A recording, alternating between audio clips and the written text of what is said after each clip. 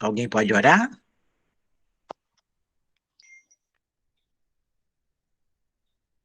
Você tem que lembrar de abrir o microfone.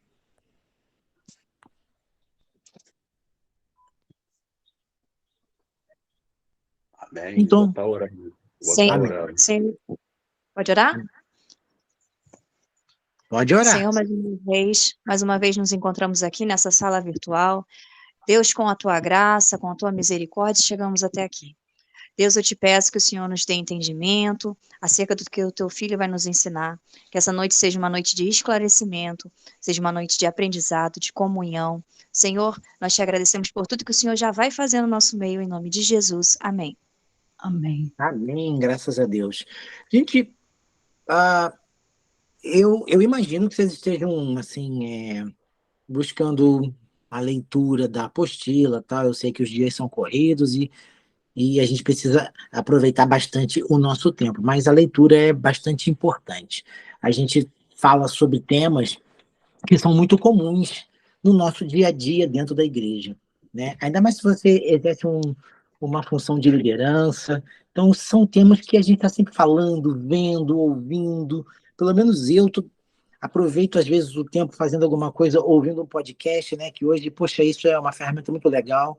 Você pode estar fazendo qualquer atividade, ouvindo um podcast, ouvindo pessoas importantes, né? Com conhecimento, ensinando também. E usem essas ferramentas, usem. Se você gosta de ler, leia. Eu gosto muito de ler, mas às vezes eu não tenho muito tempo também para ler, né? Eu tenho uns livros aqui que estão na minha fila, mas a fila está andando. Então, e por mais que eu esteja na área de missões há bastante tempo, isso também não me isenta de aprender. Então, estou sempre estudando e os podcasts me ajudam bastante, sabe? Me ajudam bastante.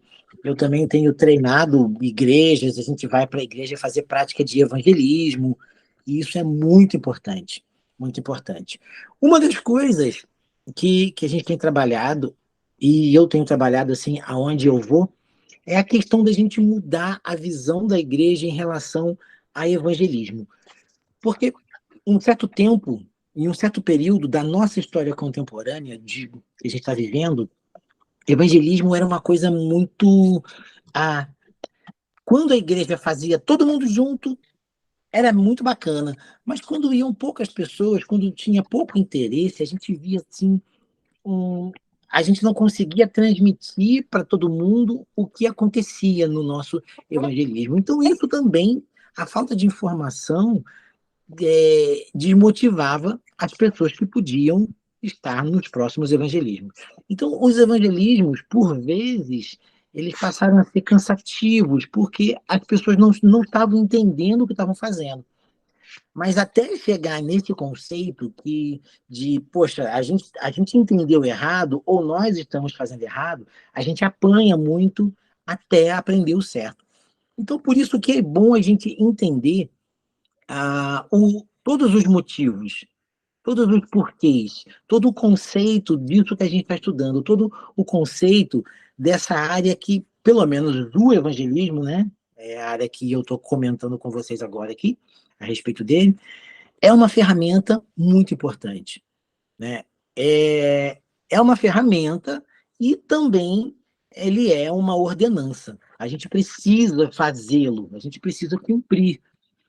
E o ID? O ID é ir fazer discípulos, né? Essa semana mesmo eu comentava com algumas pessoas sobre o ponto de vista de Marcos quando cita a visão dele, o que ele compreendeu e absorveu, e o que o Espírito Santo ministrou na vida dele sobre a grande comissão lá em Marcos 16:15 e a visão de Mateus. É a mesma coisa que aqui eu estou falando com vocês, e cada um de vocês está absorvendo de uma forma diferente, segundo a necessidade que vocês têm, segundo o nível de interesse, segundo o nível de conhecimento, porque todo mundo tem um conhecimento prévio desse assunto, então fica fácil você ouvir e você fazer um comparativo. Querendo ou não, a tua mente vai comparar o que você está ouvindo com o que você já sabe. E que isso sirva de incentivo e acrescente no teu conhecimento para você avançar no, no teu ministério e no conhecimento de Cristo. A gente começando a falar aqui, a gente vai passar por algumas fases aqui desse assunto, a evangelização na história da igreja. A gente entende que a igreja ela tem uma missão, ela tem um chamado, ela tem um porquê de existir, e a gente falou um pouco disso, mas a gente precisa compreender toda a história. É importante para a gente também viver hoje. Muita coisa, assim como a matemática na nossa vida, parece que a gente não vai usar, né? Para que eu vou usar o conhecimento sobre a evangelização nos primeiros séculos? No início de tudo, se o que eu tenho que entender é o plano da salvação e pregar o evangelho. Justamente é importante para a tua vida ministerial. Você pode talvez não utilizar, mas em algum momento você vai precisar ensinar alguém os motivos que a igreja precisa evangelizar. E quanto mais convicção você tiver daquilo que você está fazendo, quanto mais convicção do seu chamado, melhor é a tua explicação. E eu falava com alguém essa semana sobre um ministério apaixonante. Sobre a gente cumprir o nosso chamado de forma que a gente incentive outras pessoas. Pode ser por esse motivo, ou esse motivo, a falta da nossa paixão no nosso ministério, pode ser, ou não, um dos motivos pela qual menos pessoas têm se interessado pelo ministério hoje em dia. Porque hoje você liga a sua internet e você vê diversas pessoas falando. Pessoas que nunca evangelizaram ninguém, mas leram meia dúzia de livros falando sobre evangelismo. Assim como você vê pessoas que nunca ensinaram a Bíblia para ninguém, nunca fizeram discípulos, estão ensinando outros a fazerem discípulos, porque leram um livro ou dois. Então, a forma com que se fala é tudo uma técnica. Eu posso transmitir algo muito legal para vocês, mas se eu tiver paixão nas minhas palavras, se eu amar aquilo que eu faço, e se eu tiver tido uma experiência de vida dentro daquilo, com certeza vocês vão compreender de uma outra forma.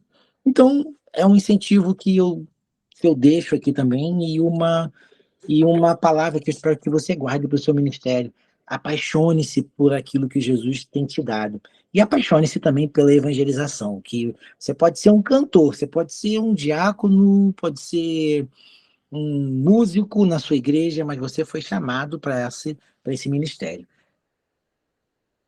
Atos dos Apóstolos, uma jornada evangelística.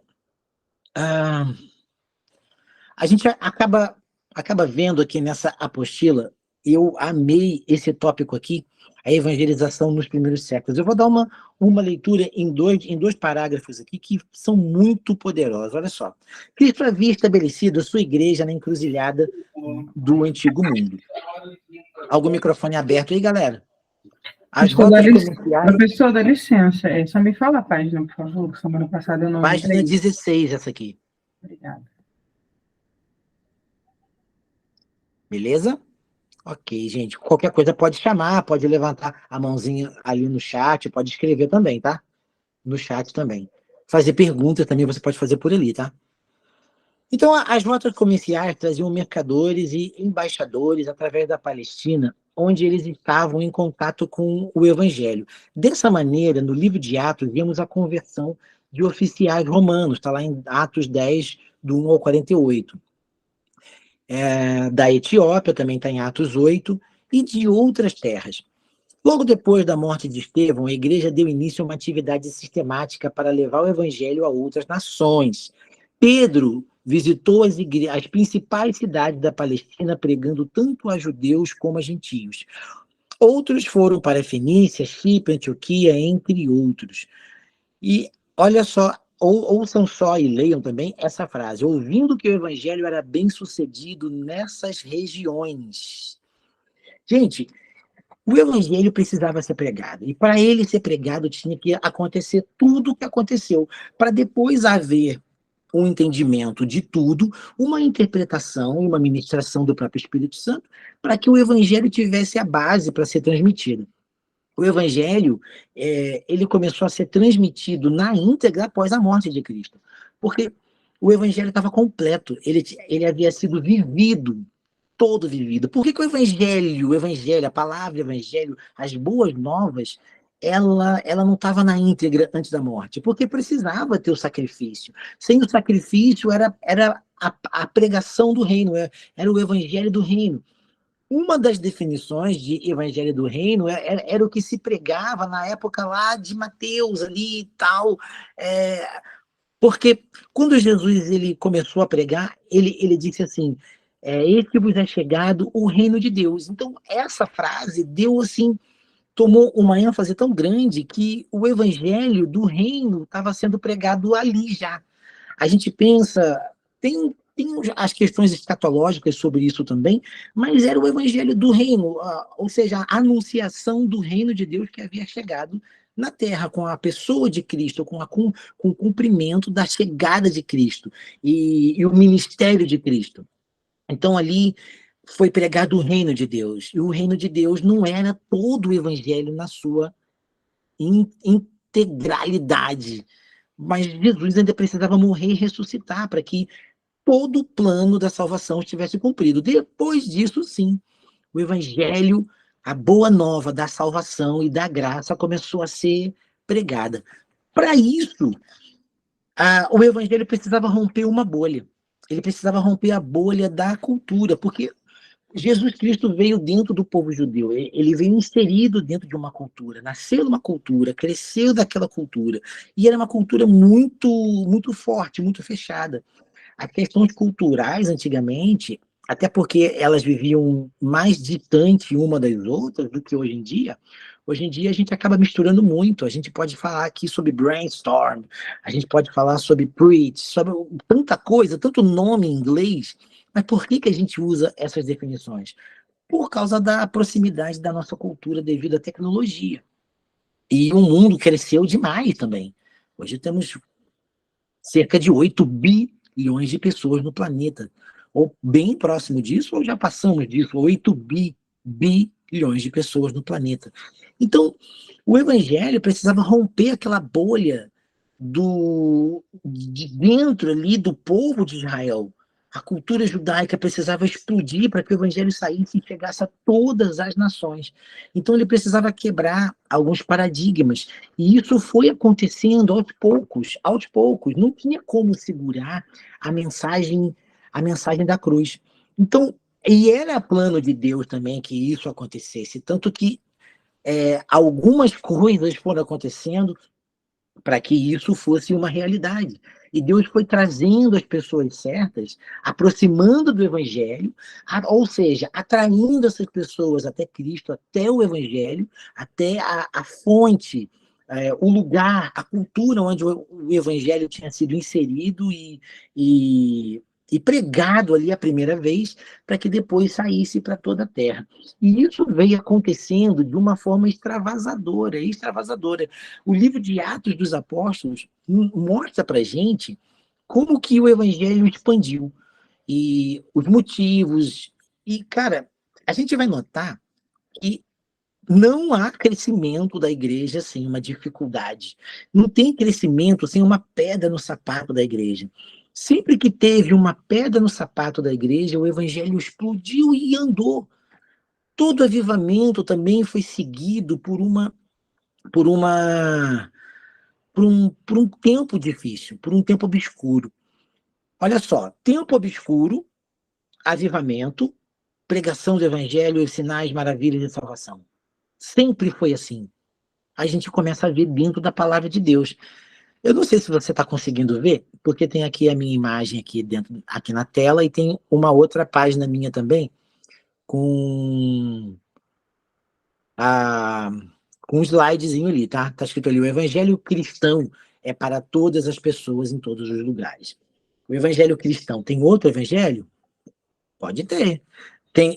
A palavra evangelho são boas notícias, significa boas novas. Pode ter outras pessoas trazendo boas novas, mas o evangelho de Cristo, proveniente de Cristo, ele é para todas as pessoas. Então ele precisava quebrar a barreira da cultura e ser espalhado, expandido. Seria muito fácil Jesus pegar 12, assim como o fez, e ensinar os 12, Ele morre, ressuscita, volta.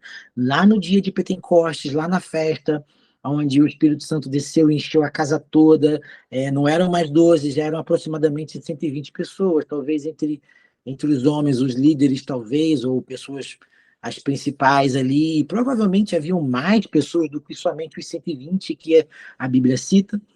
E todo mundo foi cheio e o mover começou. E ouviram-se falar em novas línguas.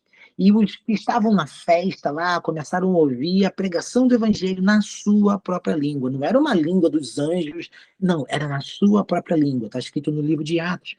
Então, ali começou a propagação do evangelho e Deus mostrando para aquelas testemunhas, né, que o evangelho precisava alcançar as outras nações, outros povos, outras línguas. Como era uma cultura fechada, Deus precisava quebrar todas as barreiras, e uma das barreiras era a barreira da língua, a barreira cultural, porque não era com todo mundo que o judeu se misturava, não era com todos que ele se dava muito bem. Mas durante a festa, o povo receptivo recebia pessoas de toda parte. E provavelmente eles acabam achando que as pessoas estão bêbadas, talvez pelas questões culturais, e por estar ouvindo a palavra ou versos ali, palavras direcionadas específicas, ministradas pelo Espírito Santo na sua própria língua. Então, quando há necessidade, quando existe a necessidade de se pregar o evangelho e existe barreira, o meu chamado, o teu chamado e o propósito de Deus se cumpre, quebrando todas as barreiras culturais, da distância, da língua. E a gente vê tudo isso aqui no livro de Atos.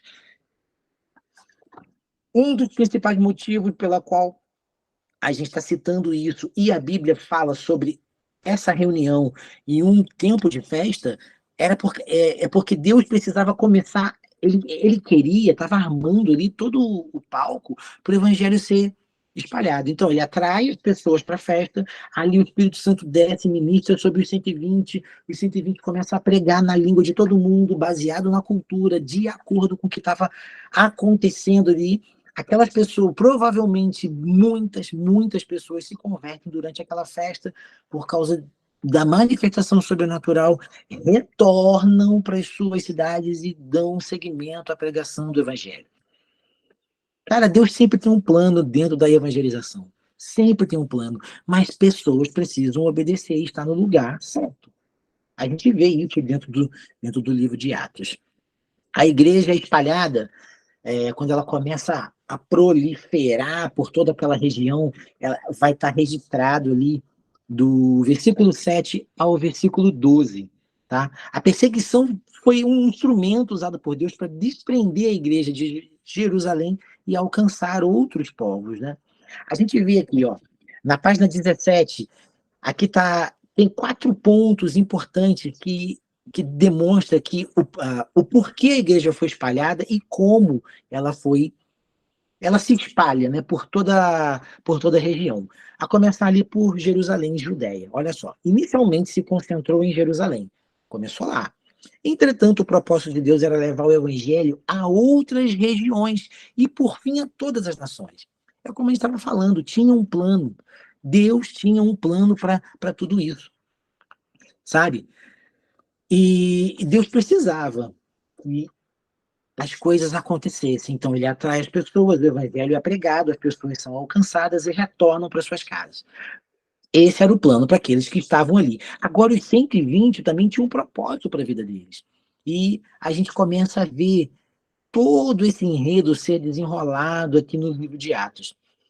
Fala assim, aqui na apostila ainda, ocorre então que a perseguição vinda diretamente contra a igreja de Jerusalém, os que foram dispersos começam a pregar em toda parte por onde passavam. Começa lá em Atos 8, 1, até o 4, capítulo 5, capítulo 13, mostram especificamente.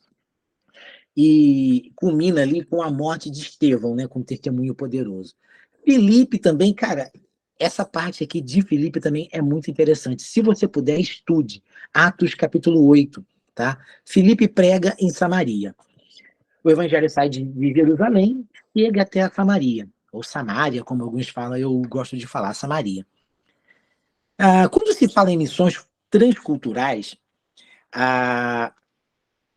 olha só, Filipe alcança um etíope. Etíope, você sabe que é a pessoa que nasce na Etiópia. Então, talvez, dentro da igreja, dentro da história da igreja, essa pregação esse testemunho transcultural que transpassa a barreira da cultura do povo judeu e atinge um etíope, foi um dos pontos chaves para que a igreja crescesse e expandisse para outras nações. Qual a diferença da nação para uma cultura? Você pode ter a mesma cultura das pessoas que moram na mesma região. E talvez você pertença a uma nação onde existem várias culturas diferentes, a citar o nosso país, Brasil. O Brasil, ele é tão grande, você sabe que um dos comentários sobre o nosso país é que ele tem extensões continentais, ele tem tamanho de continente, de tão grande que é. E esse tamanho nos separa de tal forma a ponto de diferenciar a nossa cultura. A nossa cultura aqui no Rio de Janeiro é totalmente diferente, nem totalmente assim, mas tem muita diferença do povo do norte. Se você for lá para Roraima, Manaus, para cima ali, você vê que o jeito de falar é bem parecido, mas tem suas diferenças. A alimentação é totalmente outra. Eu comentava com uma pessoa na terça-feira, e quando eu estive lá em Manaus, eu comi carne de jacaré. A pessoa, puxa, jacaré, eu falei, no shopping. No shopping, na praça de alimentação. Cheguei lá, peguei o cardápio, tava lá jacaré. Eu falei, caramba, se aqui no Rio de Janeiro ia ser, né, bem exótico. Então, a cultura muda bastante. Então, o evangelho, ele visa as outras culturas. Então, existe um chamado transcultural. Quando a gente fala de chamado, é bom lembrar que nem todo mundo vai para todo lugar. E se for, pregue o evangelho lá também, mas nem todo mundo é chamado para estar em outro lugar, nem todo mundo é chamado para ser dentista, nem todo mundo é chamado para ser uma costureira, nem todo mundo é chamado para ser um cozinheiro, porque tem gente que não gosta de cozinhar, então ele vai fazer outra coisa, assim como no reino. Nós temos chamados específicos. E Filipe prega para um etíope, um alto oficial da rainha de Candace, que ele crê no evangelho e pede para ser batizado no mesmo dia. Cara, o cara creu na palavra de Deus ali e foi batizado. A história indica que aquele etíope pode ter preparado o caminho para o posterior estabelecimento de milhares de igrejas no longínquo Vale do Nilo, na África. Olha o poder da missão, o poder do evangelismo. Quando Deus pensa em igreja, a gente pode trocar aqui o nome igreja por corpo de Cristo ou por salvação. Quando Deus pensa na missão cumprida, que enquanto aqui nessa terra a gente pode chamar de igreja, que é o nosso ajuntamento, o ajuntamento dos crentes, dos salvos, daqueles que creem, ele tem duas visões sobre nós. A nossa visão, ele olha para a gente como indivíduos e olha para a gente como igreja, o corpo. Quando somos indivíduos, ele nos olha como pessoa. Não, eu sou uma pessoa, eu sou uma célula desse corpo. E quando ele olha para a igreja, ele vê o corpo junto, montado, formado, completo. Então ele pega uma única célula, transforma essa célula aqui e manda ela para lá. É como uma semente que foi transformada, que quando ela germinar lá, ela vai dar fruto.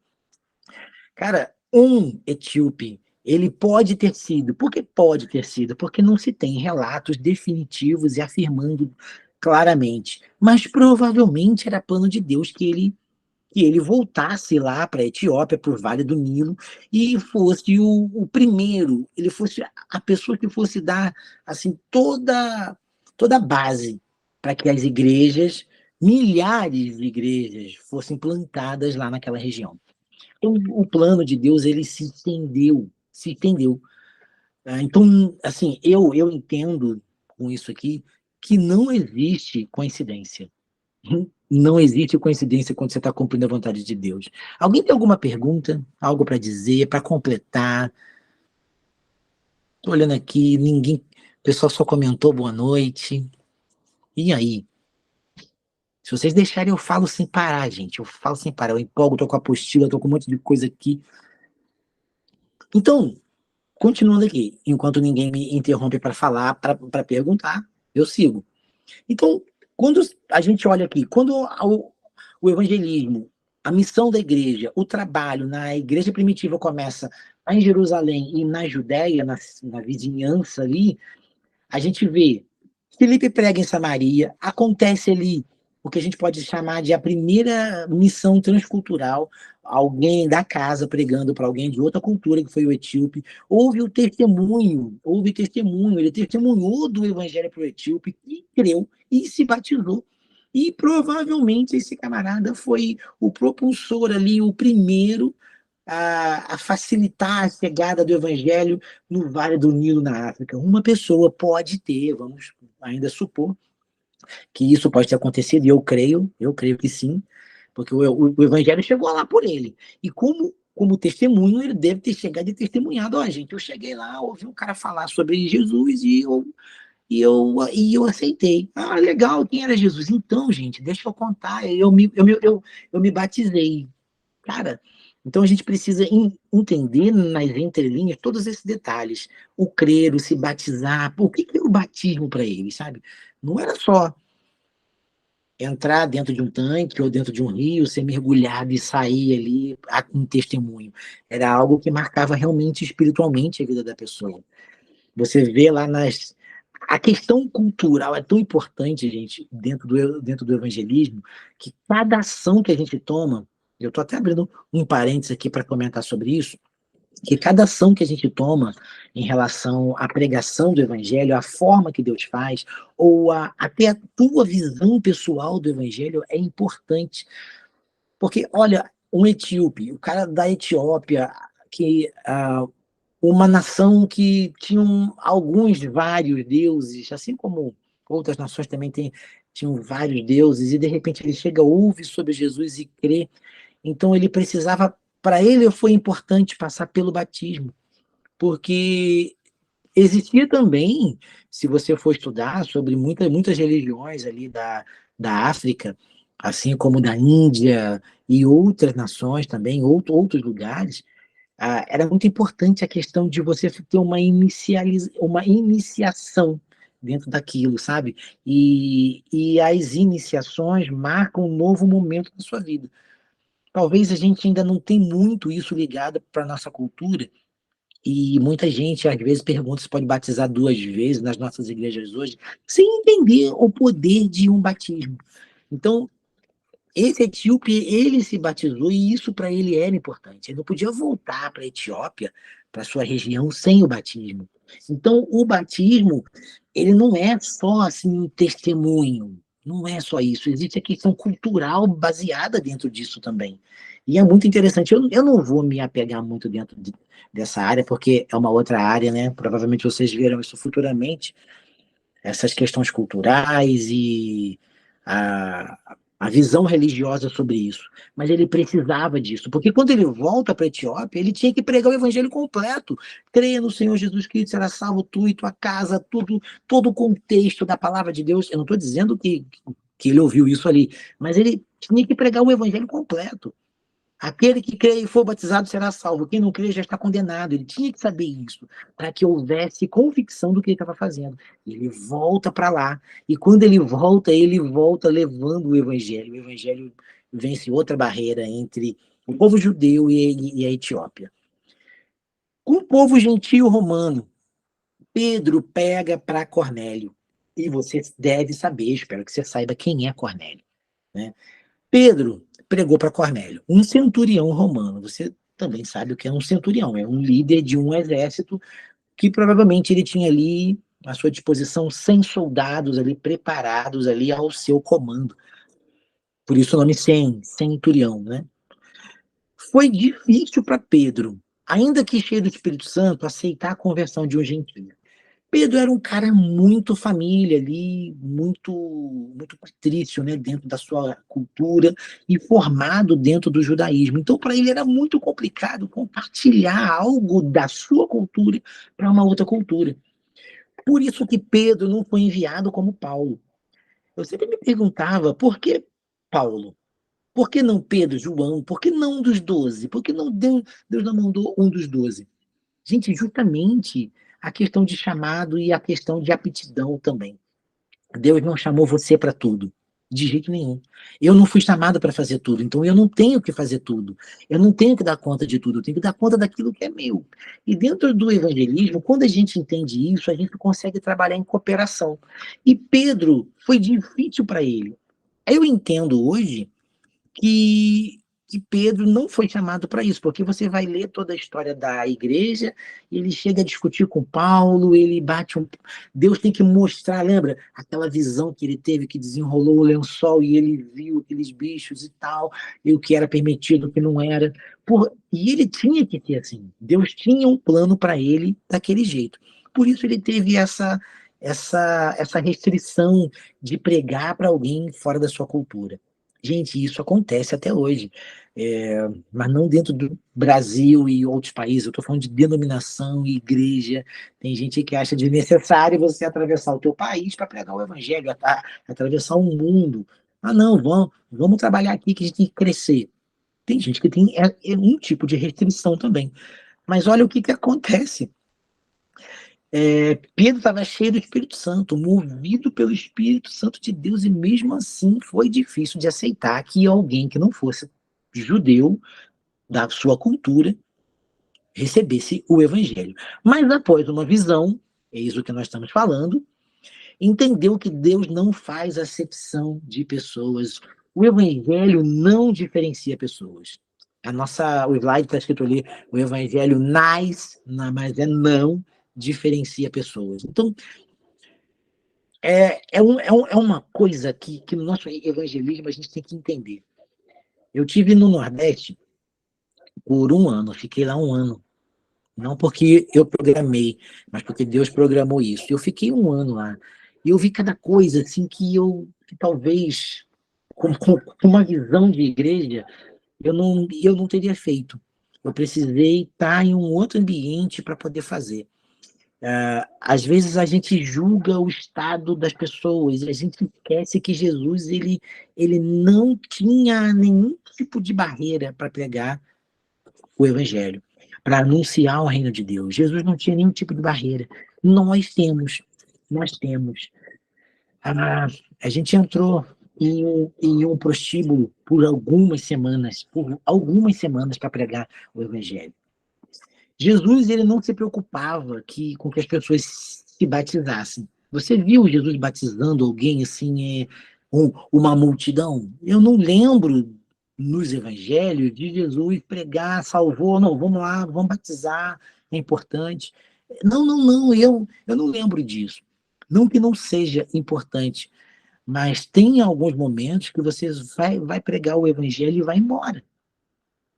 E o batismo daquela pessoa. Gente, tem gente que você vai ver uma vez na vida. Se você não tiver oportunidade de se batizar, não quer dizer que você não tenha que pregar para ela. Se ela não vai para a tua igreja, não quer dizer que você não tem que pregar. Você precisa pregar o evangelho. Quem faz o restante, quem salva não sou eu e não é você, é Jesus. Então, quando Pedro alcança Cornélio, ele não faz ideia do que iria acontecer e de que Cornélio seria um instrumento na mão de Deus poderoso para espalhar a igreja, espalhar o evangelho. Então, essas barreiras precisavam ser quebradas. E precisavam ser quebradas a barreira na cultura e em alguns homens, alguns líderes da igreja, assim como Pedro. O próximo ponto aqui, até os confins da terra. Saulo, escolhido por Deus para levar a mensagem aos gentios. Começa ali em Atos 9. Cumpre com êxito sua tarefa. Em pouco mais de 10 anos, e em 3 viagens missionárias, ele estabelece a igreja em 4 províncias do Império Romano: na Galácia, Macedônia, Acaia e na Ásia. Cara, Paulo foi uma pessoa chave para o evangelho. Não pelo que ele era, mas como Deus o via. Então, a gente precisa compreender a nossa posição dentro disso, ter a nossa visão de como as coisas começaram, para a gente entender o hoje. Uma das definições que eu já ouvi sobre a história,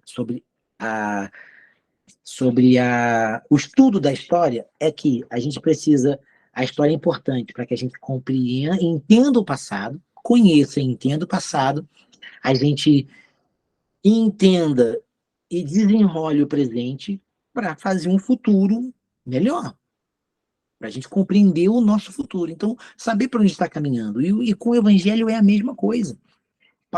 Saulo, no caso, quando foi alcançado por Jesus, ele tinha tudo que ele precisava para servir a Deus. Tudo que ele precisava.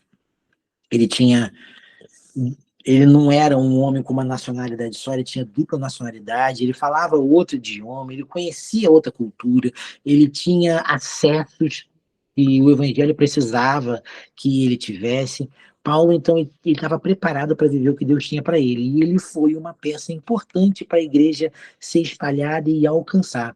Paulo foi um dos caras que mais viajou na sua época em viagens missionárias, em outras culturas, em outros povos. Paulo sabia chegar numa outra nação, num povo que ele não conhecia, ou pelo menos ele tinha uma informação sobre aquele povo, ou tinha algumas conexões em alguns lugares. Então, ele sabia chegar e sabia como começar. Diferente de um judeu como Pedro, ele ia chegar emburrado. Ele não conseguia aceitar que o evangelho deveria ser pregado a outras nações, a outros povos, para outras culturas. Imagina, ele emburrado, né, lá na Grécia, e os gregos inteligentes e cheios de filosofias e pensamentos, e não ia dar certo, não ia dar certo. Então, Paulo foi um cara específico. Então, a igreja crescer e espalhar foi um plano de Deus poderoso demais, demais. Alguém quer falar alguma coisa? Por favor, eu preciso que vocês falem um pouco, gente. Vocês estão aí? Quem está aí, levanta a mãozinha ali, ó. Vocês estão aí, né? Ah, tô vendo agora as mãozinhas levantadas ali, ó. Se você não sabe levantar a mãozinha, vai lá na tela que tem a mãozinha lá, ó. Opa, vocês estão muito quietinhos. Vocês estão compreendendo tudo? Vocês estão compreendendo tudo? Porque eu não sei se eu sigo, se eu explico mais, não sei.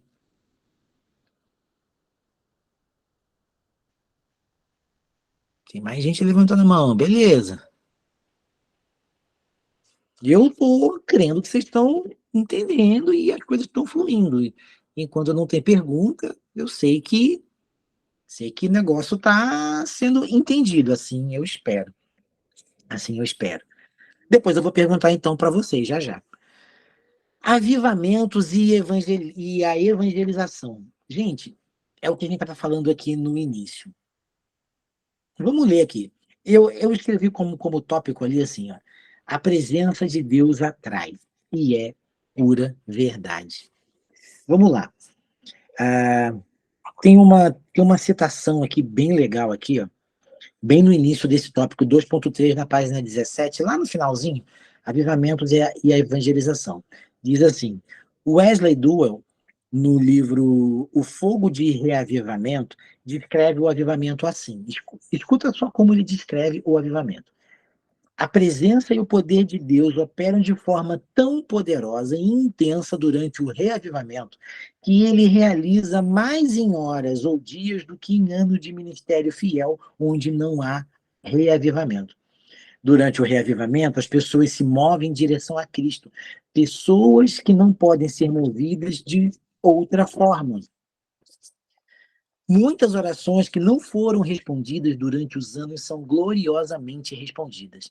A atmosfera frequentemente fica cheia do poder majestoso de Deus. Os cristãos reconhecem isso com a presença santa de Deus. Vou ler só essa frase desse próximo parágrafo. Os pecadores têm uma percepção reverente da presença de Deus e de sua própria pecaminosidade. Gente, é o que a gente estava falando. Quando Deus se move, É Deus, é a presença dele. Alguém tem alguma coisa a comentar sobre isso, avivamento, isso que a gente leu? Qual o teu pensamento? A gente já falou aqui, mas eu gostaria de saber, o que você acha? O porquê que a presença de Deus faz tudo isso? Porque Deus é poderoso, obviamente, mas eu quero que você comente, talvez. Você pode abrir o microfone ou então escrever ali. Assim, como você vê a importância, a relação, na verdade, entre o avivamento, um avivamento espiritual na igreja, a igreja e a evangelização? Como você vê isso? Como isso se relaciona, bem ou mal? O que você vê dentro dessa afirmação? Acho que eu vou até pedir que vocês escrevam depois alguma coisa sobre isso, um texto sobre isso. Isso é muito importante. Ninguém? Eu vou perguntar a alguém. Só estou procurando aqui aquela aqui para ver o nome de vocês, porque eu sempre clico errado.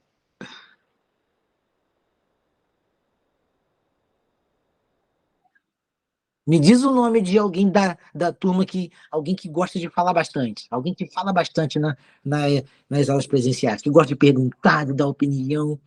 O Júnior? Ixi, a gente já entregou o Júnior. Quem mais? Me dá mais umas 3 pessoas, me dê o nome. A gente provavelmente chamarei essa pessoa. Ó. A Flávia também está falando do Júnior também. Ó. A Dayana só riu.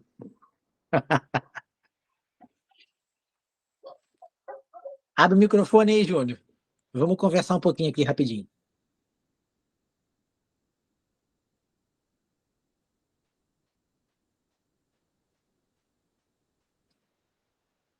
O povo te entregou, Júnior. Meu xará. Júnior, tá aí, Júnior?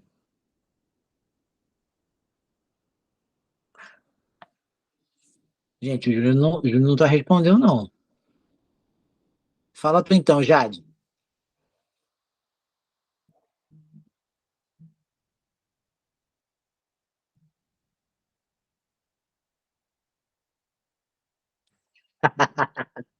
Fala tu, Jade. Ó, o Júnior falando aí.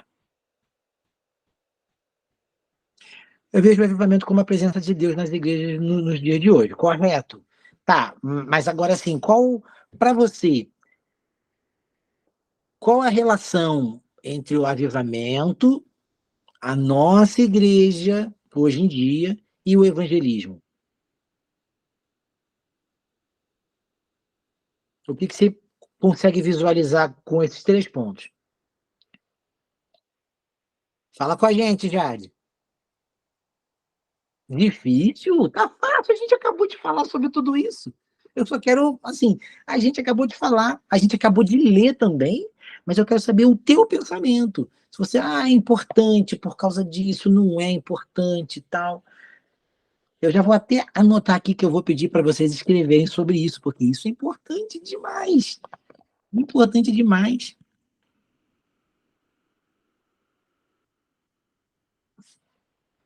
Isso é muito importante. Não é difícil, não. Dayana, Então, fala. eu creio, Opa.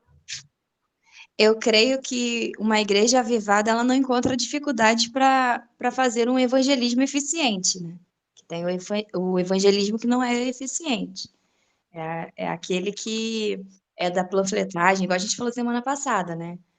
Que ele serve como uma propaganda, mas não é aquele que o evangelismo, vê se eu estou errada, tá? Aí você me corrige. O evangelismo que eu vejo na igreja primitiva, tá saindo direitinho meu som?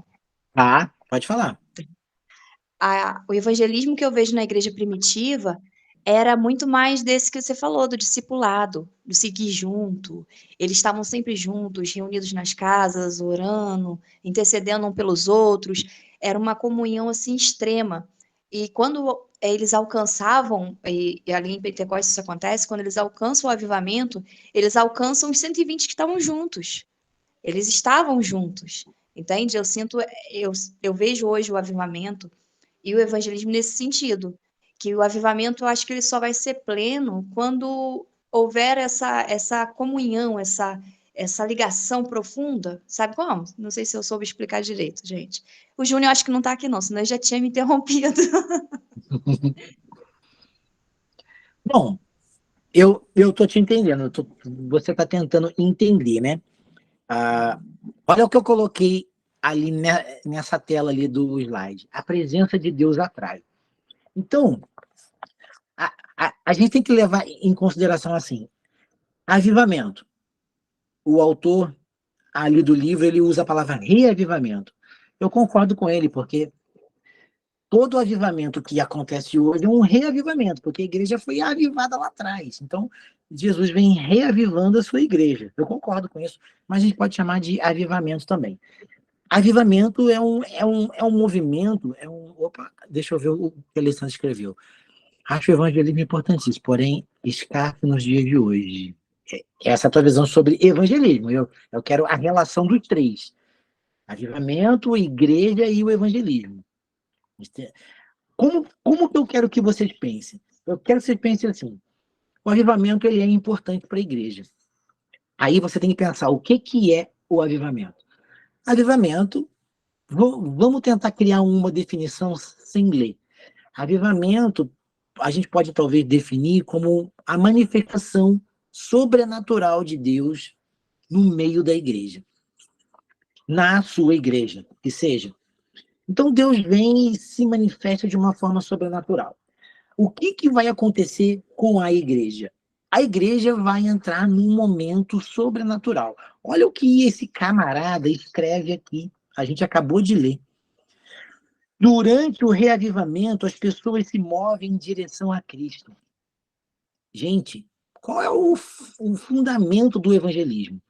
A base é trazer as pessoas a Cristo. Então, durante o avivamento, as pessoas se movem, não é a igreja que busca. As pessoas vêm para Cristo. Olha lá todos os avivamentos. A gente pode chamar esse avivamento que teve agora nos Estados Unidos, ou está tendo ainda, eu não tenho informações, como um avivamento naquele lugar específico para aquele local. As pessoas estão indo até lá, muitos curiosos, os curiosos sempre existiram, até na época de Jesus, estavam sempre lá e ainda recebiam milagres, estavam os curiosos também. Então as pessoas eram atraídas por causa da manifestação de Deus. A igreja não tem que fazer nada quando tem avivamento, a igreja só tem que se prostrar e adorar. E as pessoas são atraídas por causa da presença de Deus que atrai. Então, a presença de Deus se manifesta. Olha o que esse cara escreve. Muitas orações que não foram respondidas durante anos são milagrosamente respondidas. Então, Deus está liberando, assim, todo tipo de resposta, todo tipo de milagre de uma só vez. Isso chama atenção. Milagre atrai pessoas. Milagre. A gente tem que pensar assim, quem causa o milagre? Somos nós? Não, é Deus. A gente não merece nada. É Ele que opera milagre.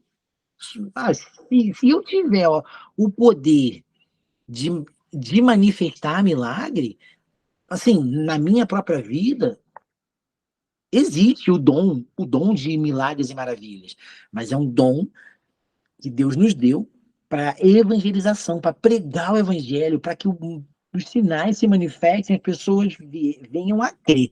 Isso é um dom. Se você tem um dom, trata de colocar isso em prática. A igreja precisa de pessoas com dom de sinais e maravilhas.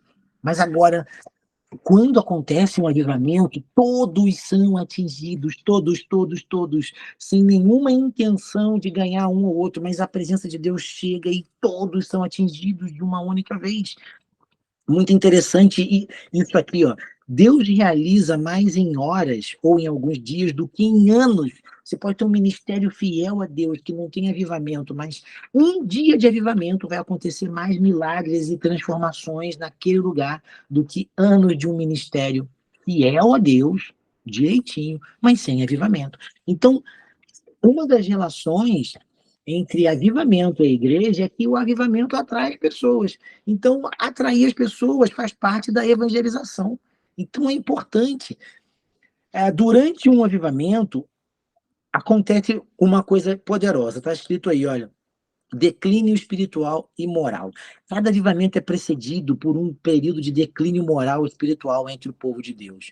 Parece que as coisas ficam difíceis, parece que o povo começa a duvidar, parece que as coisas começam a ficar complicadas. Tanto que o autor aqui escreve assim, ó, como exemplo, podemos ilustrar este problema, podemos citar Êxodo 32, onde o declínio inclui a fabricação do bezerro de ouro para ser adorado. E no tempo de Davi, que foi procedido por mais 6 décadas em que a Arca da Aliança estava fora do lugar certo, em Jerusalém. Gente, então, a nossa independência de Deus gera um declínio espiritual e moral. As coisas andam difíceis. Eu não sei qual a visão de vocês hoje sobre a igreja, sobre a nossa igreja nos dias de hoje. Não estou falando quadrangular, mas o povo de Deus. O povo de Deus, muitas pessoas têm buscado, muitas igrejas têm suas manifestações ali, os seus cultos, Deus tem abençoado, tem salvado pessoas. Mas se a gente for colocar na ponta do lápis e comparar com isso aqui, a gente está vivendo um pré-avivamento. Porque o declínio espiritual, poucas pessoas se interessando por ministério, a gente não vê muito evangelismo, a gente vê pessoas mais falando daquilo que ela mesma pensa, do que o evangelho está realmente interessado a ensinar. Então, existe um certo declínio espiritual e moral. Moral também a gente vê, como eu estava falando aqui no início, eu estava vendo uma postagem de um cara que se converteu tem pouco tempo e ele batizando outra pessoa. E um pastor pegando ele na internet e falar, ele não tem autoridade espiritual para fazer isso, quem ele acha que é e tal. Em números, eu tenho a minha opinião sobre isso, talvez ela não seja muito importante nesse caso, ou seja, né, eu também não concordo com isso, mas talvez a gente precisa analisar como um todo. Mas a questão é o seguinte, às vezes a pessoa se converte hoje e amanhã ela leu alguns capítulos da Bíblia ali, teve uma experiência com Jesus e ela já está falando assim, e pessoas muito mais antigas na fé e param e começam a ficar confusas com tudo isso, sabe? Então, o declínio espiritual acontece quando a gente perde a referência. E a referência é Jesus. Não estou falando que alguém novo convertido não possa pregar o evangelho. Deve pregar o evangelho. Ela deve testemunhar o que Jesus fez. Mas a gente se perde quando a gente perde a referência a Jesus. Quando a nossa referência é o que as pessoas estão dizendo. E não o que Jesus está dizendo. E o que Jesus está dizendo é Bíblia. E a moral é justamente isso. A moral, a ética, os bons costumes, a gente acaba perdendo toda a moral espiritual, toda a regra, a nossa regra de via espiritual. Aquilo que é certo, aquilo que é justo, a gente acaba deixando de lado porque houve uma palavra bonita, uma palavra legal, que conforta, que consola, que me dá esperança. E está acontecendo isso com a igreja. O povo está pegando versículo que não existe e está se pegando nisso aí. Deus ajuda quem cedo madruga. Um exemplo, e muita gente, sabe, tal. E as pessoas estão focando em outras coisas. Execução do juízo divino. Sem execução, os avivamentos sempre foram, sem exceção, perdão, a execução do juízo divino. Aí o texto diz aqui, sem exceção, os avivamentos sempre foram precedidos por alguma espécie de juízo da parte de Deus. Irmãos queridos, eu creio que está para acontecer, assim, no meio da igreja, um mover, um avivamento.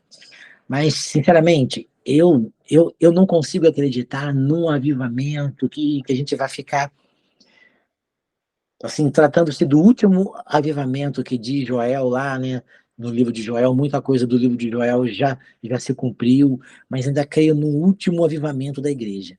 Na minha opinião, esse último avivamento não é um avivamento espiritual, onde a gente vai ficar dias acordado, orando, como aconteceu lá nos Estados Unidos. Aquilo foi muito local, foi muito específico. Mas a igreja do mundo todo vai ter um último avivamento antes da volta de Cristo. E eu creio que esse avivamento vai ser de ousadia, de sair na rua e pregar o evangelho, da pregação do evangelho. Vai ser a última colheita. Vamos passar o rodo na colheita mesmo, sabe? E literalmente passar o rodo para tirar mesmo quem é o trigo e juntar tudo, sabe? A última grande colheita.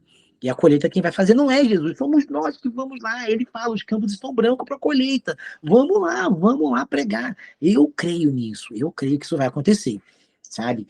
E a igreja está caminhando para isso. Mas é isso que está acontecendo aqui, a execução do juízo divino.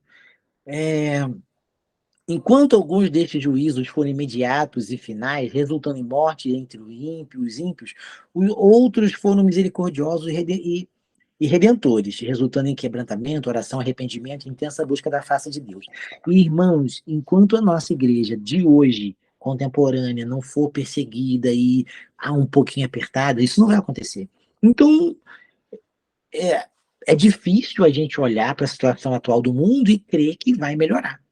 E espero que não melhore, porque senão Jesus também não volta. A gente precisa dessa pressão. A igreja precisa de uma perseguição ou de alguma coisa apertando o calo para acontecer um avivamento. A gente vai despertar. E o despertar pode acontecer em breve, não sei quando. Ninguém sabe o dia, a hora que o Filho de Deus vai voltar, então as coisas também precisam seguir a sua ordem. Uma coisa interessante também é o levantamento de novos líderes. Em tempos difíceis, a igreja sempre gerou liderança forte. Tem uma lista aqui com alguns nomes: Moisés, Samuel, Davi, Asa, Josafá, Ezequias, Josias, Esdras, Joel e outros. E nos dias de hoje também. Sabe, a gente vê pessoas sendo levantadas para direcionar, dirigir, guiar, exortar a igreja, baseado naquilo que o Senhor tem para nós, né? Então, muita coisa tá para acontecer e muita coisa vai acontecer. Esse tópico aqui fala Jesus, nossa referência para o evangelismo. É justamente isso. Se a gente perder a nossa referência, a gente perdeu tudo. Se a gente pede a referência, a gente pede tudo. Não adianta pregar em nome de Jesus se ele não for tua referência. Tem algo errado nesse evangelho que está sendo pregado. Tá? João 3,16, a gente encontra o plano de Deus se caracterizando ao enviar seu único filho ao mundo para construir a história da redenção. Então, a gente vê ali que João 3,16 resume todo o plano de Deus. Todo o plano de Deus. É um resumo, não é nenhuma resenha, é um compacto. Deus amou o mundo de tal maneira que enviou o seu Filho, o único, para que todo aquele que nele crê não pereça, mas tenha a vida eterna. Enviou o seu Filho para morrer no meu lugar, no seu lugar. Isso resume todo o plano de Deus. Todo o plano de Deus. O interessante é que a gente ignora tudo isso. A gente ignora tudo isso. Vamos fazer uma breve dinâmica aqui de João 3,16?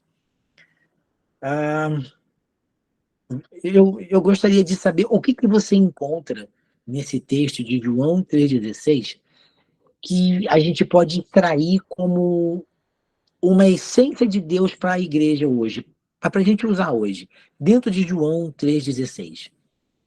Tem algumas, algumas lições, algumas essências ali, algumas características que está embutido nesse texto para a gente usar nos dias de hoje, para a gente referenciar o nosso evangelismo. Vamos lá, eu quero que você participe disso agora. Escreva, abra o microfone, fale. O que você consegue extrair de João 3,16? Se você quiser abrir a Bíblia, ler, provavelmente você não vai ver essas coisas escritas, mas você vai entender ali, subentender dentro do texto.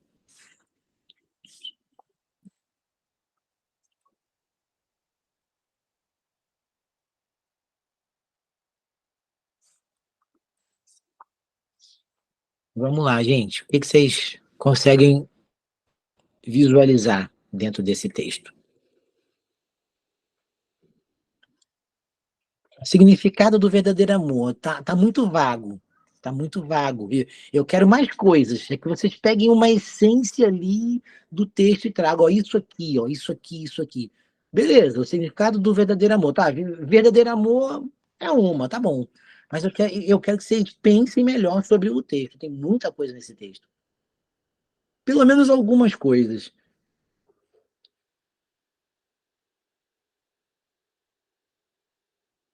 Sim, o amor é válido, óbvio, com certeza.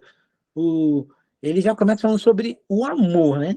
A Flávia colocou, veja o amor, assim como Deus fala que devemos amar nosso próximo como a si mesmo. Também, o amor eu sei que todo mundo vai falar.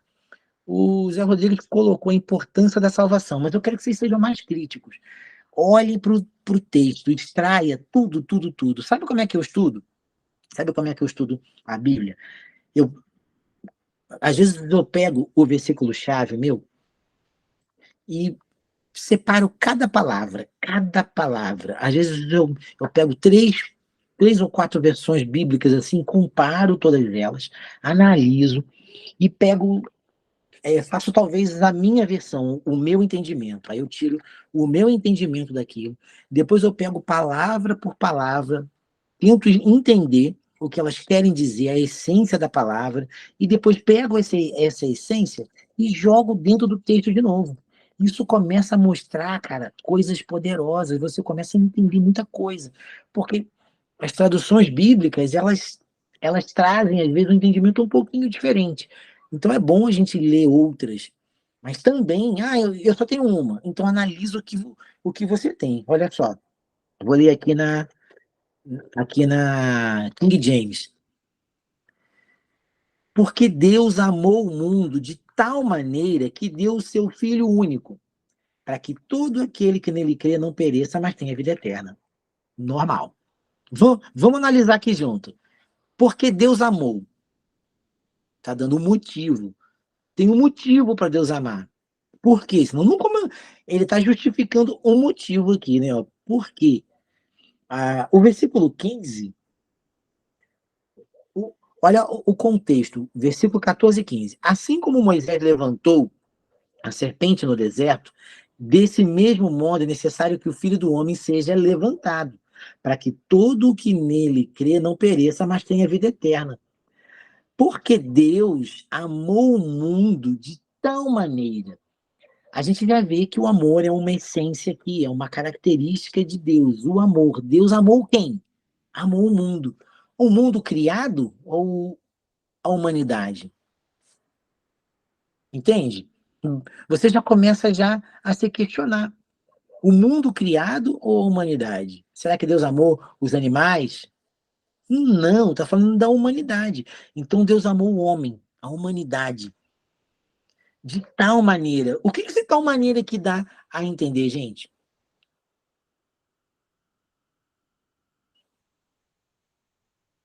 Vejo também a garantia de Deus em amar sua criação. É um ponto de vista sobre o amor, mas o amor também é um único tópico ainda. É uma única característica. Eu quero que vocês vejam outras, e tem outras aqui, a gente pode extrair várias. Esse tal maneira aqui, isso dá a intenção de quê? O que você sente?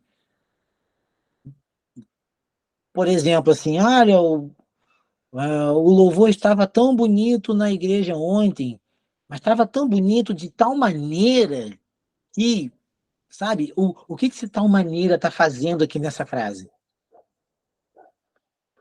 O que vocês entendem? Não é pergunta de certo ou errado. Eu quero saber qual a sensação que vocês têm em cima desse texto.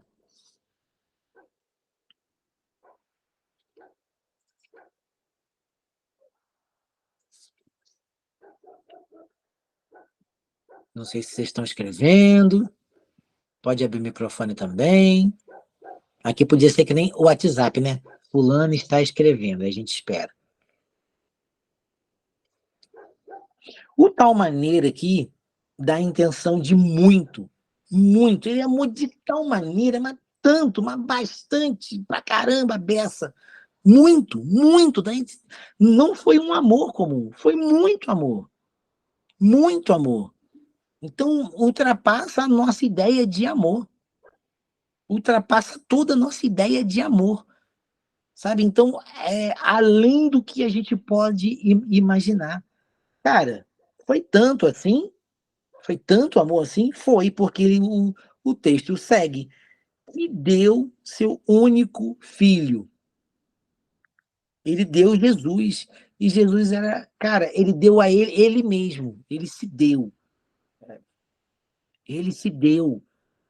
Ele se deu por nós, por nossa causa. Então a gente vê aqui amor, a gente vê entrega, são características, são características que, que se a gente extrair desse texto, a gente pode mudar a nossa visão.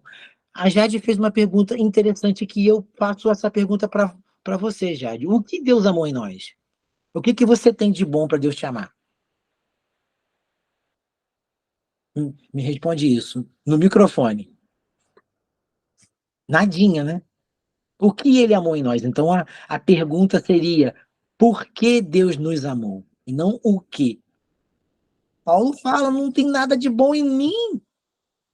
Eu não tem nada de bom em nós para que Deus nos ame. Não tem nada, nós somos pecadores, mentirosos, preguiçosos, encrenqueiros, sabe? A gente procrastina, a gente engana, a gente se faz de bobo com a verdade, a gente mente, a gente rouba, a gente mata, a gente é tão ruim. Por que que Deus nos amou? Miserável homem que sou, a gente não merece. E por que Deus nos amou? É uma pergunta que você tem que se responder. Não foi por sua causa. Ele não morreu porque você é legal. Ele não morreu porque você é bacaninha. Não é isso. A gente tem que ter em mente. A gente tem que. O nosso cristianismo tem que ser baseado nisso aqui. O porquê Deus faz isso. Quando a gente passa a entender isso aqui, a gente muda até o nosso comportamento na nossa oração. A gente, ao invés de orar, Senhor, eu declaro, a gente começa a ver que quem sou eu para pedir alguma coisa? Quem sou eu? É pela misericórdia, é pela graça. Então a gente começa. A Bíblia coloca o homem no seu devido lugar, que é o lugar de pecador condenado, sabe? De não merecedor de nada de Deus. Aí a própria Bíblia que nos coloca no nosso lugar é a mesma que depois que você entende quem você é, porque é isso que ela faz, quando ela nos coloca no nosso lugar, não é que ela está nos humilhando.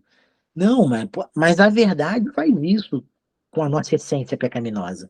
A verdade da palavra de Deus, ela humilha o nosso, o nosso ser pecaminoso. Humilha, coloca no lugar dele. Mas ela vem com a graça e nos coloca no lugar que nós não merecemos e nos chama de filho. Então a gente precisa compreender muito bem isso. O porquê Deus morreu por nós não está ligado ao que eu sou, o que eu faço, ou o que eu serei, não. Está ligado ao que Ele vê em nós. O porquê que Ele nos criou. Ele está resgatando a nossa essência, sabe? Ele está resgatando toda a nossa essência. Essa pergunta está no meu caderninho de quando eu chegar no céu. Porque nos amar já não vai mais importar. Vai ser tanta maravilha. Eu imagino assim, Jade, pensamento meu, abre aspas. Jesus voltou, fui transformado. Quando eu chegar no céu, quando eu chegar no céu e ver Jesus, eu já vou saber eu já vou ter todas essas respostas. Eu não vou precisar perguntar a ele, sabe? É como se ele colocasse, você ah, pergunta para uma criança um rádio, aquele radinho de CD, se ele vai tocar a música que ela quer. Não vai, a menos que ele pegar um CD e colocar. Aí o rádio vai possuir aquelas músicas que ele quer ouvir. Então vai ser mais ou menos assim, a gente vai chegar no céu, ele vai inserir em nós todo o conhecimento que a gente precisa ter sobre o céu, todo o conhecimento que a gente precisa ter sobre aquilo que a gente precisa saber, sabe? Então a gente não vai precisar perguntar nada, acho que o entendimento e o conhecimento já vai estar em nós. A gente já vai olhar para as coisas e não vai ter pergunta, não vai ter dúvida, lá não vai ter choro, não vai ter nada disso, e tão pouco falta de conhecimento. Então, todo o conhecimento que a gente precisa ter aqui, a gente vai ter lá. Que a gente precisa não, que a gente queria ter aqui, porque o que a gente precisa, a gente já tem. Ele não deixou o homem aqui faltando nada. Mesmo com o pecado não está faltando nada. A gente só não entende o evangelho, a gente não entende a loucura da cruz. Cheguei no céu, caramba, entendi tudo. Entendi tudo. Entendi. Sem perguntas. Tá bom. Sabe? Então, eu penso comigo assim. Então, João 3,16 tem muita coisa ali. Tem muita coisa aqui dentro. Então, a gente precisa entender isso para as nossas referências estarem em dia. A minha referência em Cristo precisa estar baseada naquilo que eu era, naquilo que eu sou, naquilo que eu serei. Eu era condenado, não sou mais, porque eu fui justificado pelo sangue de Jesus. Hoje eu sou regenerado, eu sou um filho perdoado, para amanhã ser definitivamente salvo. Esses dias eu estava falando sobre salvação. Se você não concordar comigo, não tem problema, mas eu vou tentar te explicar a minha visão sobre isso. Aceitei Jesus agora. Existe um caminho que eu vou percorrer até chegar no céu. Você concorda com isso? Esse caminho se chama santidade. A santidade é um caminho que vai me afastar do mal e vai me levar mais para perto de Jesus. Me leva mais para perto de Jesus. E isso tudo é um processo chamado salvação. Eu não posso dizer que eu estou salvo agora, eu estou sendo salvo, porque eu estou sendo transformado, estou sendo moldado pelo Espírito Santo, estou sendo transformado todos os dias pela palavra. Por isso eu preciso das minhas práticas espirituais, que é a oração, que é a Bíblia, que é a obediência, que é a frequência na igreja. Eu não vou dizer nem frequência, porque parece que a gente tem que estar lá. Eu não vou chamar de frequência, mas como corpo de Cristo, eu tenho que congregar, né? Senão a brasa, longe do braseiro, apaga. Então a gente tem que manter a chama acesa, e é na igreja. Então a gente tem que estar na igreja, tem que orar, tem que jejuar, todas as práticas religiosas. A religiosidade é importante nisso, que ela me mantém no processo. Então eu não estou salvo. Eu estou sendo salvo todos os dias. Estou sendo salvo do pecado, estou sendo salvo de tudo. E até o grande dia do Senhor. A salvação ser definitiva. Cumpri a carreira, terminei aqui a minha obra, aquilo que eu tinha que fazer, aquilo que me foi proposto, alcancei o galardão. Pá. E você pode alcançar isso de duas formas, né? Mantendo-se no processo de salvação, aí você morre, acabou. Não tem mais o que lutar. Tá salvo. Salvo em Jesus. Agora é só esperar a trombetinha tocar. Pá, tocou, ressuscita aí, vambora. Todo mundo transformado. Ou então Jesus voltar e sermos transformados em corpo de glória. Enquanto ele não voltar, enquanto a gente não morrer em Cristo, o processo de salvação continua e é todos os dias. Eu preciso, e vamos sendo salvos todos os dias em Jesus, a nossa permanência nele. Por isso que muita gente vai chegar lá no grande dia, né, lá no juízo final, falar: Senhor, em teu nome eu expulsei demônios, eu fiz isso. Ele estava no processo, estava no caminho. E de repente, alguma coisa aconteceu ali que ele saiu, perdeu a referência. Por isso que Jesus é a referência do nosso evangelismo, ele precisa ser. Porque se a gente pregar um outro evangelho, é maldito. E pregar outro evangelho, irmãos, não está ligado à seita, não só a isso, está ligado também ao que a gente fala. Está ligado ao que a gente fala. Se você está pregando o evangelho para alguém cujo a referência, o centro não é Jesus, o evangelho está perdido, você não está pregando, você está falando sobre Cristo. Então, pensem sobre o estudo, sobre como você está enxergando a Bíblia. Pensa bem mesmo, sabe? E se questiona: poxa, eu preciso enxergar mais coisas dentro da palavra. Dentro de João 3,16, a gente encontra um plano completo de Jesus, sabe? A gente o plano completo de Deus para resgatar o homem. A gente vê ali o amor de Deus, a gente vê o quanto ele amou. Não que eu consiga visualizar, mas tá numa expressão que a gente consegue entender. Ele amou de tal maneira, muito. E ele doou algo porque ele amou. Então, quem ama, doa. Quem ama se dá, quem ama dá aquilo de importante, quem ama oferta.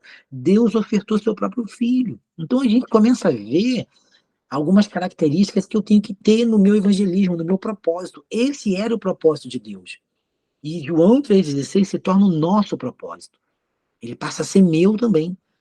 E aí, continuando ali, o João 3,16, a gente vê que ele deu com um objetivo, ele não deu à toa. Então, a minha oferta dentro do meu propósito, dentro daquilo que eu me proponho a obedecer e fazer para o reino, precisa ter um objetivo.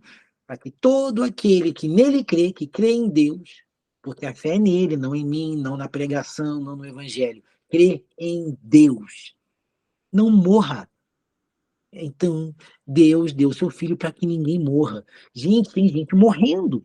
Então, um dos objetivos e uma das características que a gente vê no propósito de Deus em João 3,16 é que ninguém morra.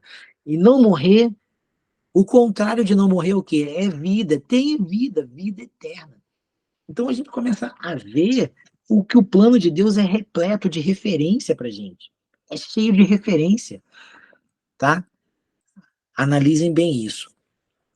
Olha só que interessante o que está escrito aqui nesse texto aqui. Esse amor ultrapassa fronteiras culturais, é como a gente falou. O Evangelho em Atos, ele passou fronteiras da cultura, fronteiras de limites de Israel ali, de toda a região da Samaria, e foi lá para a Etiópia. Através de Paulo, ele foi para a Grécia, ele foi para vários lugares da Ásia, se espalhou também pela Itália, em vários lugares, e o evangelho começou a ir embora. A sair dali é descentralizar e espalhar por todo o planeta. Ele ultrapassa fronteiras culturais, racionais e linguísticas. Quando a gente vê sobre... Vocês sabem, até como curiosidade, vocês estão lembrados do altar desconhecido que Paulo achou? Ele achou na Grécia, né? Um altar ao Deus desconhecido. Lembra desse fato, não lembram? Eu acho que vocês vão lembrar, não lembra disso?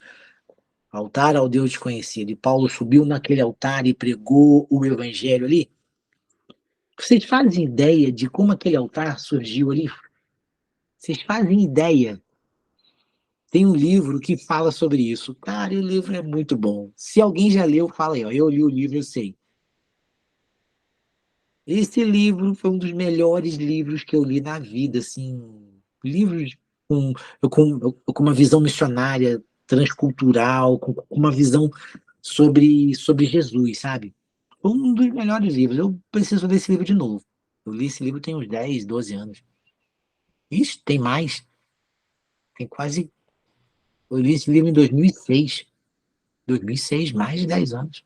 Mais de uns 15 já. Mais de 15 também. Depois eu vou falar o nome do livro para vocês. Depois eu vou falar.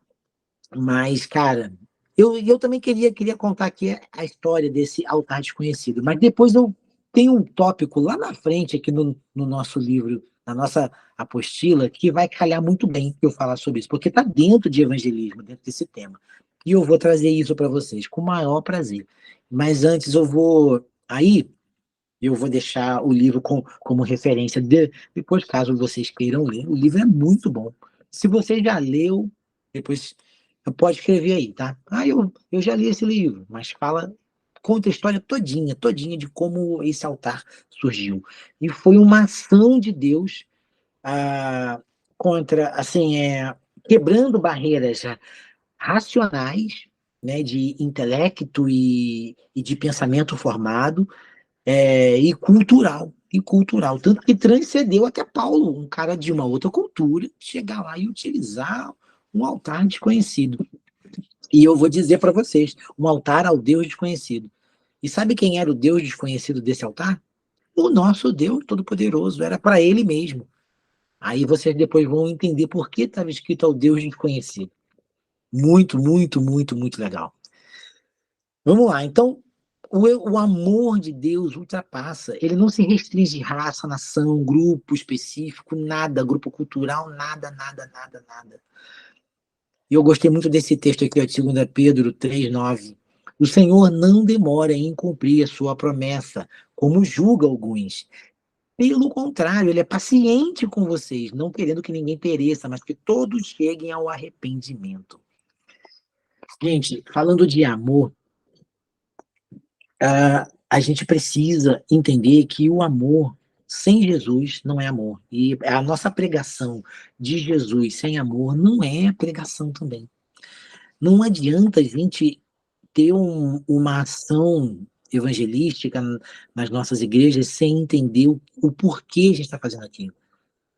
A gente sair para entregar o folheto ou para pregar o evangelho, são duas coisas diferentes, como a gente comentou, tem que ter um motivo, tem que ter uma razão, e a razão tem que ser Jesus, e tem que ser baseado no amor. Se você não ama, não estou falando amar Jesus, não, amar as pessoas, não vá até você amar, porque você está perdendo tempo.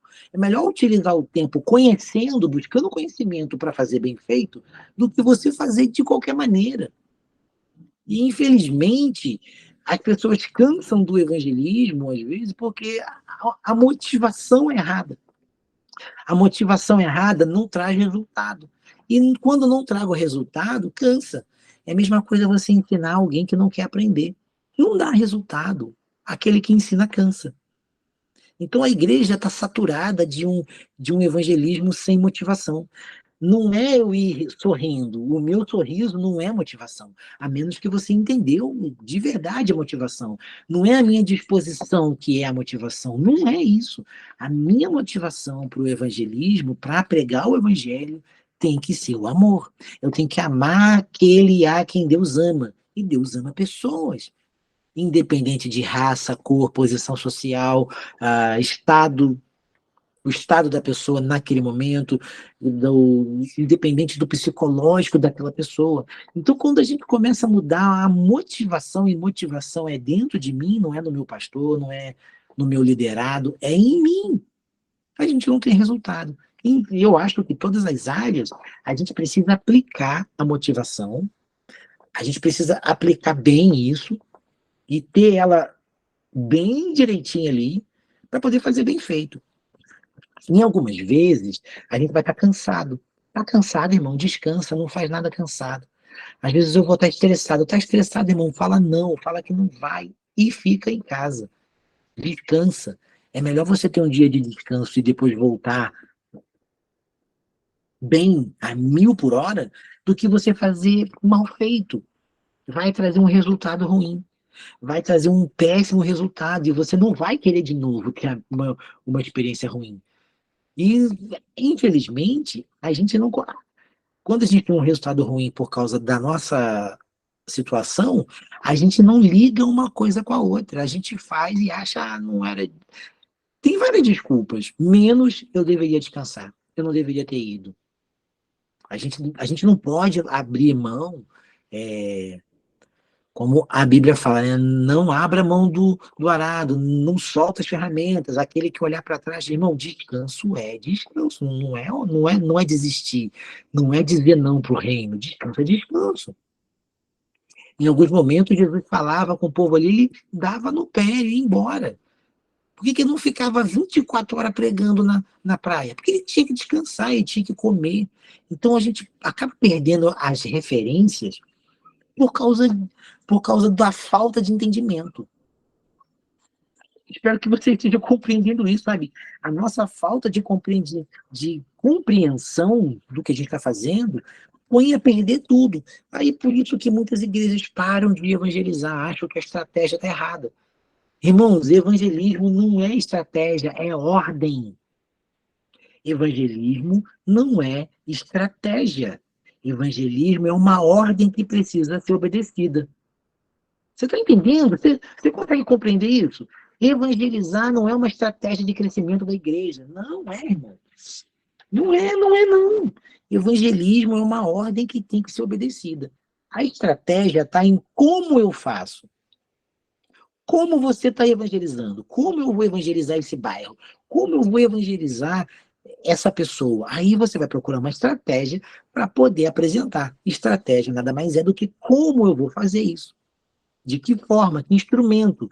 Você pode usar uma mensagem do WhatsApp, um folheto, estudos bíblicos, marcar uma festa, um lanche na sua casa ou em algum lugar e convidar as pessoas a quem você quer pregar. Você pode fazer um bolo e bater na porta de alguém. Olha, Deus tocou meu coração, Ele te ama tanto que Ele mandou fazer um bolo para você. Está aqui, que isso abençoe sua família e pá. Sei lá. Então, evangelizar, pregar o evangelho não é estratégia de crescimento. A gente tem que deixar isso bem entendido. É uma ordem, a gente tem que fazer, a igreja não pode parar. E a igreja parou. Eu estou falando geral, de uma forma geral, a igreja... Ah, mas tem muita gente fazendo. Irmãos, quando a gente fizer junto, é diferente. E eu sempre vou citar para vocês, quando eu falo sobre igreja, não tem como fugir disso, sem falar disso, sem citar João 17, versículo 20 em diante. Esse texto fala sobre a igreja, fala sobre... o resultado da evangelização é Jesus conhecido. É tornar Jesus conhecido. Tá, a gente pode falar, e tornar Jesus conhecido só falando basta? Não. A gente acabou de falar aqui nessa aula que a presença de Deus atrai pessoas. Então não é o nosso louvor bonitinho, não é o que eu preparei gostoso que atrai. É a presença de Deus. E a presença de Deus se manifesta de duas formas. Ela ocorre de duas formas. Duas formas que eu quero citar, que eu lembro aqui, que eu posso citar para você. Que para mim funciona. Jesus como referência, a presença de Deus se manifesta porque Jesus está em mim, e onde ele está tem amor, então eu vou amar. A presença de Deus vai se manifestar porque nós amamos. Número 2, a presença de Deus se manifesta porque eu tenho conhecimento bíblico. Cara, com conhecimento bíblico, eu volto no amor, eu volto na obediência, Jesus se torna minha referência. É tudo Jesus. É tudo Jesus. Jesus na palavra, Jesus na motivação, Jesus presente, o resultado dele presente. Jesus presente, resultado do evangelismo positivo. As pessoas serão atraídas a Cristo, não para minha igreja, não para minha célula, não para minha casa de paz. Jesus vai ser atraído para os pés do Pai, aos pés do Pai, ao arrependimento. Ao arrependimento. A festa no céu quando uma pessoa visita a nossa igreja. Esse versículo está certo? Não, né? Tem festa no céu quando o pecador confessa todos os seus pecados. Também não. Mas quando ele se arrepende dos pecados, quando ele arrepende da vida que ele tinha, ou da vida que ele estava tendo até aquele momento, aí sim, positivo. Então, isso precisa acontecer. Em João 17, 20, especificamente aqui, ó, no 21, diz assim, aquela oração que Jesus faz pelos discípulos e depois eles oram por nós, os cristãos, o que viríamos depois. Ele fala assim, eu oro para que eles sejam um, nós, né, como igreja. Aqui ainda não eram chamados de igreja. Como um, Pai, como tu és em mim e eu em ti. Que eles também estejam em nós, para que o mundo creia que tu me enviaste. Irmão, isso aqui é o segredo do evangelismo. A nossa unidade faz com que o mundo creia que Deus enviou Jesus.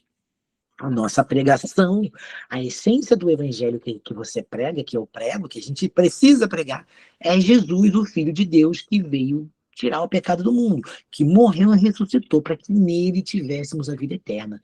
Como que o mundo vai crer nisso? A Bíblia está falando, Jesus orou, quando nós formos um em Cristo, assim como Cristo é um com o Pai, o mundo vai crer e Deus enviou Jesus. Então, a nossa unidade, não só a unidade dentro da igreja, a nossa unidade na motivação, na nossa mentalidade, como Jesus, tendo Jesus como referencial do nosso evangelho, daquilo que a gente prega. Quando a gente tiver o mesmo pensamento, unânimes, juntos, sabe, com a mesma intenção, isso A gente começa a ver, às vezes, no meio do louvor, sabe? Quando todo mundo está cantando junto, e você está cantando, e de repente a igreja é inflamada, e todo mundo sente a presença de Deus ao mesmo tempo. E isso precisa acontecer não só no meio da música, mas também na hora da pregação da palavra, também na hora da oração, também na hora de trabalhar, de limpar a igreja, de evangelizar, todo mundo com a mesma intenção, com o mesmo coração. A nossa unidade atrai a presença de Deus. A presença de Deus, uma vez em nós, atrai o perdido.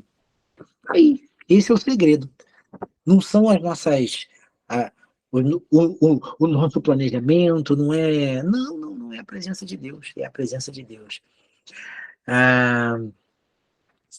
Depois você dê uma lida nesse ponto 3 aqui, porque aqui tem umas coisas legais demais, onde mostra que a presença de Deus manifesta, porque Jesus foi referência, ou ele era o centro de tudo ali, mostra alguns encontros de salvação. E os encontros de salvação, eu achei legal esse termo, porque é realmente o que acontece. Quando a gente quando as pessoas são atraídas pela presença de Deus, que também nós atraímos, acontece os encontros de salvação. Aí fala aqui sobre Nicodemos. Olha só o que o encontro de salvação causou em Nicodemos. Ele era um fariseu, né? Um fariseu não tem uma conotação ruim, tinha uma conotação boa para eles. Um líder, um cara entendido da religião. Ele era um líder influente. Não era qualquer pessoa. Então, olha, ele se interessou pelo ensino de Jesus. Então, a presença de Jesus, nesse encontro de salvação entre Jesus e Nicodemos, gerou interesse pelo que Jesus ensinava. As pessoas precisam ter interesse pela pregação do Evangelho. Isso só acontece quando Jesus está presente, quando ele é referência. Aí, olha só, fez com que Nicodemos fosse até Jesus. Ele foi atraído.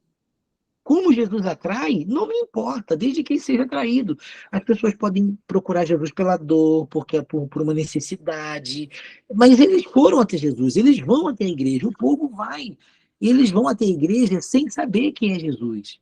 Ou eles sabem o nome dele, mas não sabem quem é Jesus. Nicodemos sabia o que era, que ele era um homem especial, mas ele não sabia quem era Jesus. Então isso fez com que ele fosse atraído até Cristo. Ele foi atraído, Nicodemos sabia que Jesus foi enviado por Deus. Depois, sabe, ele entendeu no meio do ensino que ele foi enviado por Deus. Então, os encontros de salvação, essa atração faz com que as pessoas entendam. O Espírito Santo se encarrega disso tudo. A mulher samaritana, gente, isso aqui foi poderoso também. Foi outro encontro que de Jesus como uma pessoa. Ele quebra paradigmas, ele quebra barreiras de contradição e cultura. Olha só, para Jesus, olha o que está escrito na tua apostila, na página 22. Para Jesus, era necessário passar por Samaria, por uma cidade samaritana. Eles não se batiam, os judeus e os samaritanos, não se dava, mas ele tinha que estar num lugar onde ele não queria estar, ou não deveria, tá? Talvez a cultura não o permitisse. Cara, isso dá pregações infinitas, né? Você não está no lugar, você pode até estar vivendo uma coisa que Deus não quer para tu, tal, mas é importante estar em alguns lugares, sabe? Estou só confabulando aqui, porque a minha cabeça também já deu umas... Jesus gerou um diálogo. Jesus gerou um diálogo com uma mulher samaritana. Ele não era para falar com ela, porque a cultura dizia não. Ele quebrou o paradigma cultural. Homem não tem que pregar para mulher. Jesus pregou para uma mulher. Mas não deve nos dias de hoje, irmãos, é só ter a motivação certa. A gente... Por que a gente cria as regras? Por causa de nós mesmos. Eu não estou falando mal dessa regrinha que a gente costuma ter. Até para evitar mau testemunho e tal. Perfeito, muito legal. Mas e se não tiver como? E se tiver um homem, ou você, mulher, pregar para alguém de um outro sexo? Eu não vou porque homem prega para homem, mulher para mulher. Aí dá até para entender. Mas às vezes Jesus vai te levar a algum lugar para ser referência para todo mundo que estiver ali, sabe? A gente precisa ter a ordem, postura, tudo bem.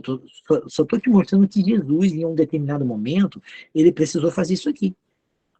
A questão é qual a motivação de Jesus? Ele não estava se aproximando com interesse nenhum físico nela. O problema das nossas regras é porque alguém quebrou a regra.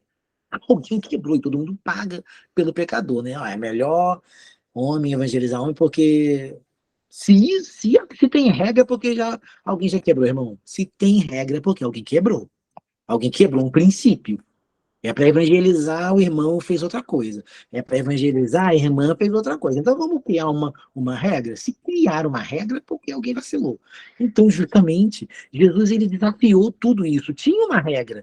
Nós, judeus, não falamos com os samaritanos. O homem judeu não fala com a mulher samaritana, aquela impura.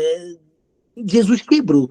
Ele gerou diálogo, relacionamento. Diálogo gera relacionamento. E ele desafiou a mudar. O diálogo de Jesus com essa mulher a desafiou a mudar de vida e de destino, sabe? Jesus, o Salvador do mundo, o Senhor Todo-Poderoso, ele rompeu o preconceito, barreira social, política, cultural, para cumprir a missão.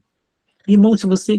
É claro que a gente precisa fazer um entendimento e uma aplicação correta disso tudo para o nosso tempo. Não é que a gente vai sair quebrando lei, sair desobedecendo ou infringindo algumas regras espirituais ou morais para pregar o evangelho.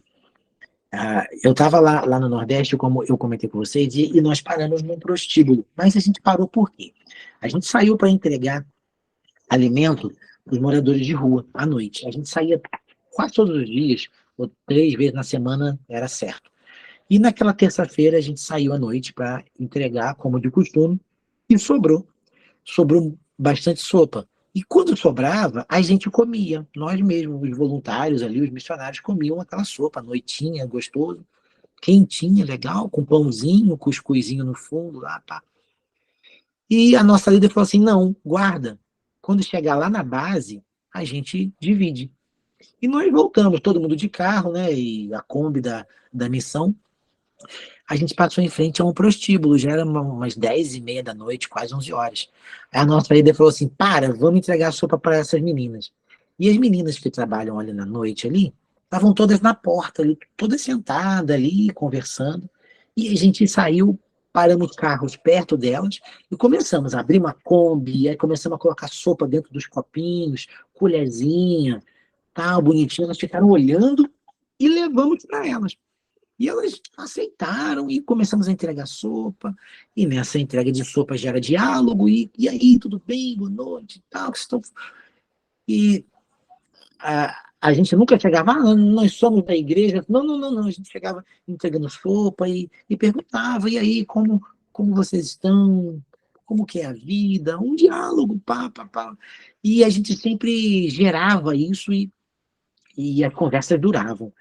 Aí fomos embora, aí falamos de Jesus no final, obviamente, que nós éramos cristãos, e só isso. Outra semana, na terça-feira, sobrou sopa, paramos ali de novo, e depois de novo.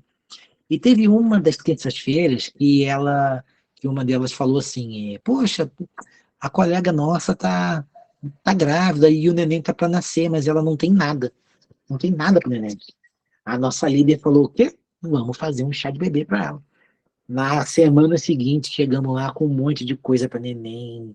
Aí a gente já sabia se era menino ou menina, acho que era menina. Aí todo mundo da base, da igreja, juntou fralda, levamos um monte de coisas que se leva para chá de bebê, né? E levamos violão. O que elas fizeram? Esvaziaram o prostíbulo todinho, assim, alguns minutos antes, porque sabia que a gente ia. Não tinha cliente, ninguém. Entramos lá, éramos mais ou menos umas 15 pessoas, entre jovens, homens, mulheres lá da missão. A gente entrou lá, cantamos. E eu tocando violão cantando, né? Quando eu comecei a cantar, todas elas cantaram todos os louvores com a gente. Eu tô só olhando. Elas cantaram todos os louvores. Gente, tinha gente ali que era da igreja. Era da igreja, mas tinha que trabalhar. Estou entendendo? Aí a gente começa a entender ali o que estava acontecendo. E por amor, a gente foi, passamos semanas ali. A gente terminou, sabe como terminou assim, culminando isso? A gente fez na base um chamado Dia de Princesa. Pegamos todas elas, deviam ter, entre elas tinha travesti também, e pegamos todos eles, devia ter umas 20 pessoas. A gente levou eles para a base, onde era a igreja, funcionava a base, tudo, e levamos ali cabeleireiro, manicure, pedicure, dentista, pessoas que trabalham com limpeza de pele, toda essa área de beleza. Então elas chegaram, tinha um lanche para elas ali.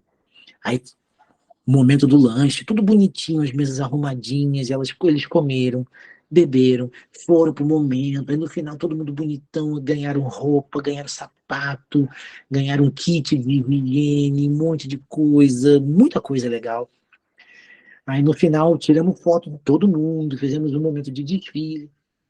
Por fim, uma palavra. Aí o nosso líder, o nosso pastor, deu uma palavra de uns 10 minutinhos, bem específica, bem.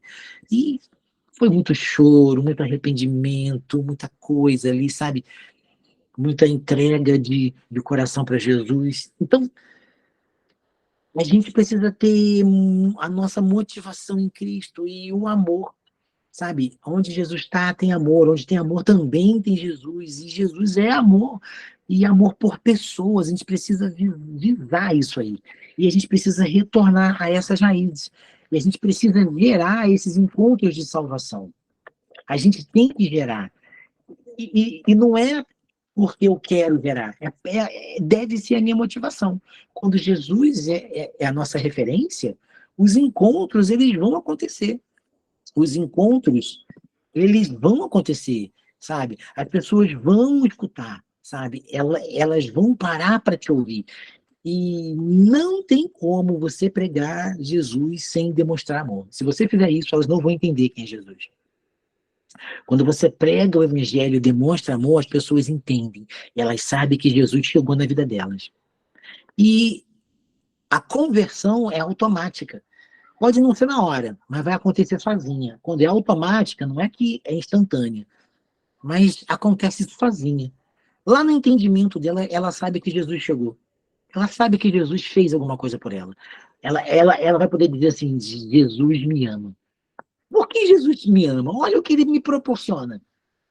Sabe? Então, as pessoas começam a ver Jesus amando. Gente, Jesus não vai vir do céu para abraçar alguém. Ele não vai descer do céu para preparar um dia especial para alguém. É a igreja que tem que fazer isso aí, sabe? Então, ele tem que ser a nossa referência. Semana que vem a gente tem um assunto bem legal também e eu vou dar uma esticada porque tem um assunto aqui legal que a gente precisa falar sobre ele. A gente vai falar bastante sobre isso. Alguém tem